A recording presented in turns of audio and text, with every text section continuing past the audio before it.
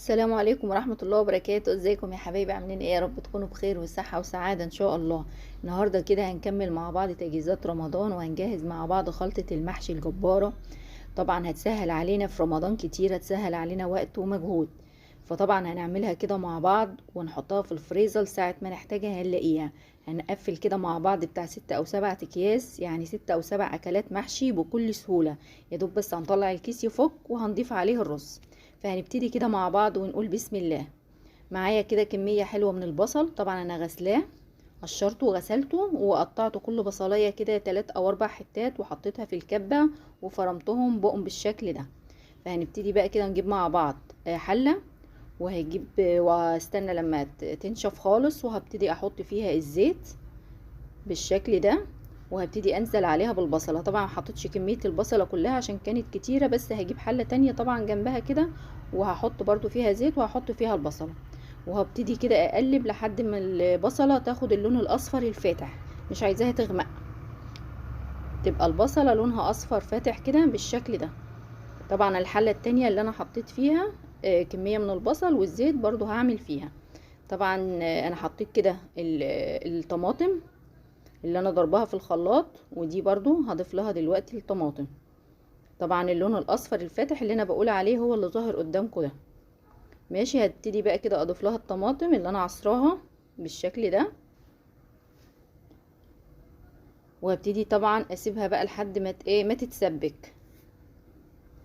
على بال بقى ما تتسبك هنكون عملنا مع بعض الخضرة.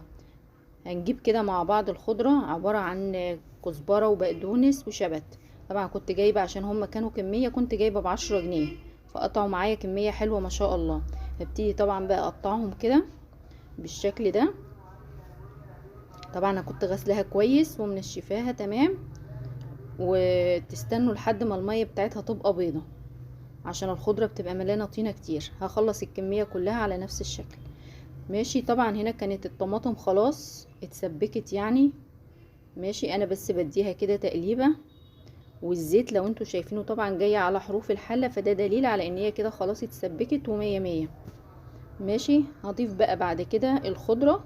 هحط هنا كده شوية وهنا شوية بالشكل ده. طبعا اول ما ابتدي احط الخضرة هروح طافية البوتاجاز، يعني انا كده كنت طفيت خلاص بقى البوتاجاز، مش هخليها تغلي والخضرة فيها.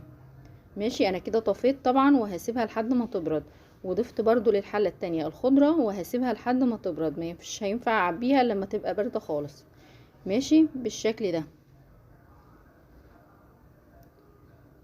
طبعا هنا بقى بعد ما كانت خلاص بردت خالص، هبتدي بقى طبعا اجيب الاكياس بتاعتي كده، وهبتدي اعبي بالشكل ده.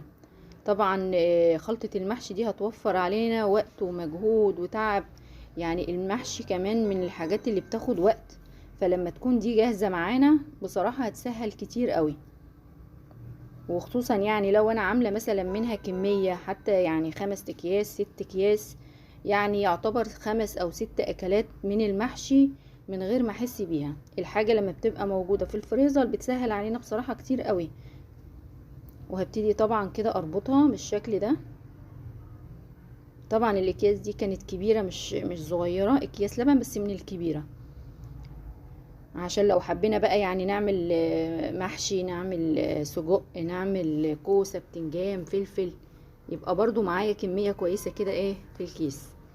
طبعا ساعة ما هاجي اعملها قبلها بيوم كده بالليل، يعني انا لو هعملها مثلا للفطار ساعة السحور كده احطها في طبق واحطها بقى في التلاجة تفك براحتها خالص.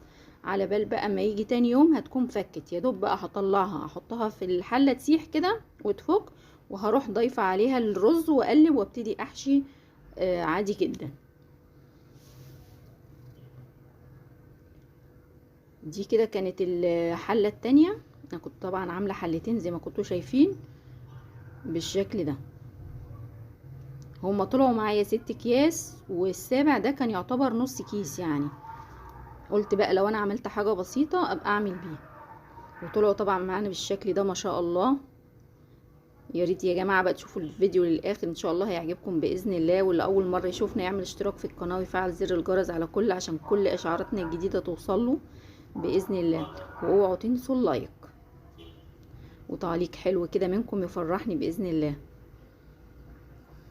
السلام عليكم.